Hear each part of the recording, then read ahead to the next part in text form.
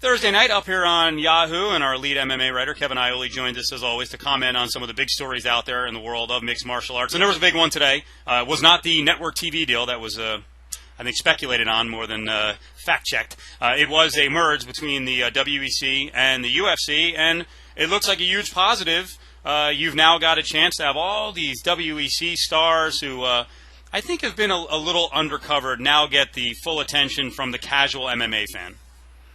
Steve, I think overall very good news for the industry, for the fighters, for fans. I think overall good news. There are some negatives to it. I mean, the good thing is, you're going to take these top WEC fighters and put them on UFC pay-per-view cards, and they're going to make those cards that much stronger. You think back to, say, UFC 119, where a lot of fans were complaining about, there wasn't much there beyond the main event of Frank Mir and Mirko Cro Cop.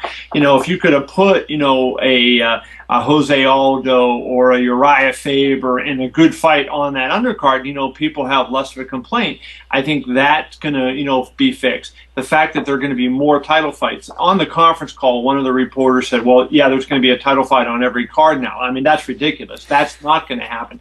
But there are going to be, there's 2 more championships now. There are going to be more championship fights, so I think that we'll see more championship fights on the pay-per-view card. People seem to like that, and guys are going to be fighting for their jobs, especially in the lightweight division.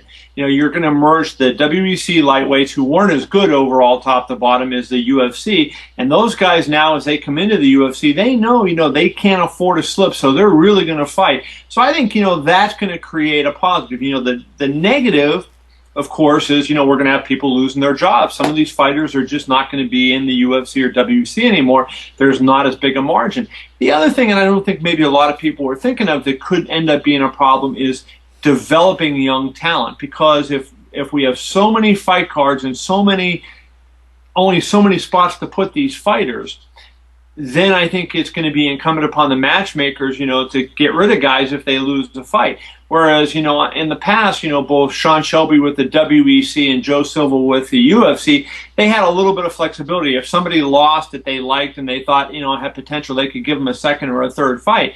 It doesn't happen too often, but, they did have that flexibility with people they like. But, they're going to lose that to a certain degree now. If you're a young fighter, the UFC is going to be a pretty harsh place to be, and it's going to be tough on the matchmakers to develop fighters. That may be one of the downsides.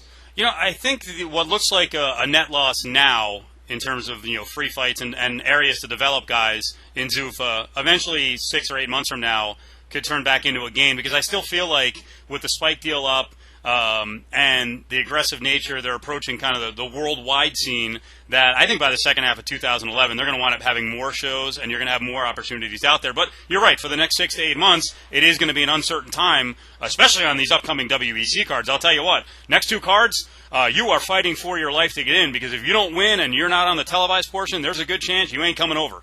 Probably won't be a UFC fighter, yeah, no doubt. They have a net loss of 5, maybe 6 if you want to look at it that way, Steve, because there were 7 WEC fights on Versus this year and 2 UFC fights. And when I say 7, that's counting November and December coming up. So that would make 9 fights. And then, of course, WEC 48 was a pay-per-view, and that was their first pay-per-view. Historically, that had been a WEC fight on Versus. So depending on how you want to look at it, annually there were 8 or 9 shows that we're looking at. Now you're talking going back to 4 with the 4 UFC shows on Versus. So that's a net loss of 5 or 6. That's going to be tough, and it's going to hurt the fans. It's going to hurt some of these fighters. But I agree with you. I think at some point the UFC will come up with another deal and another vehicle to get some of these fights on TV. Dana's always, working the angles, and he's been out looking and beating the streets, for some other deals. The Spike deal being up, I think you could see something come about where, maybe they end up on NBC, maybe they end up on Fox, maybe even on some kind of Disney combination. I think the Ultimate Fighter angle is kind of interesting now. They're going to hold tryouts here in the next couple of weeks for the next season. I would love them to change their mind a little bit, bump up what they're going to do. I think that the natural match, the first thing you come out with is a Miguel Torres-Uriah Faber season.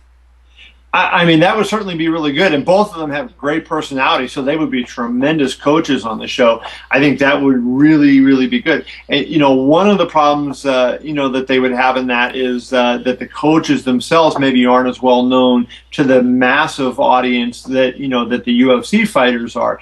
So maybe they do that with the second one. But I agree with you. I mean, I think that, it would be very good television because Uriah and Miguel both have good personalities. They're both really talented guys with something to prove. They both were champions, lost their belts, kind of on a comeback trail right now. They happen to both be fighting at 35. I think that would be a terrific way to go. I also think, maybe now with these extra fighters that they may come up with some other, in addition to just the Ultimate Fighter, everybody wants to say, well, the Ultimate Fighter Canada, the Ultimate Fighter Mexico. Maybe they'll come up with a different concept that they can do, but still incorporate fights onto another, TV organization. So, I think this bears watching. And the reason I mentioned those two guys, I think that division is the biggest winner out of all of this. I think it's a great division, 135-pound division. They automatically, as they move over to UFC, have 5 guys basically who are all in the same area who I think are just going to kind of round robin against each other unless they get locked up in a reality show. But between the champ Cruz, Benavidez, Torres, Faber, and don't forget about Brian Bowles, too.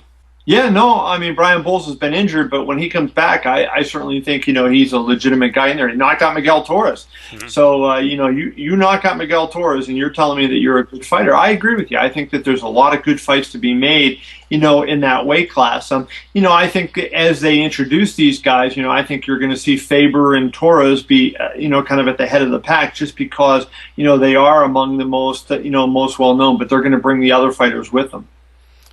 And most important point we have to address, since the press conference, we did get confirmation that the key person in this whole deal who will be retained is, she's not an octagon girl, I guess she's a cage girl.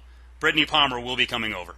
Yeah, Brittney Palmer. I couldn't believe it on Twitter. I'm getting more questions about, is Brittney Palmer going to go over to the UFC than I am about the implications of the fights. But we have confirmed, for anybody who was worried, Brittney will be with the UFC, so she's going to be an octagon girl. I'm assuming at UFC 122. I haven't confirmed that, but look for her pretty soon. Thanks, Kev. Thank you, Steve.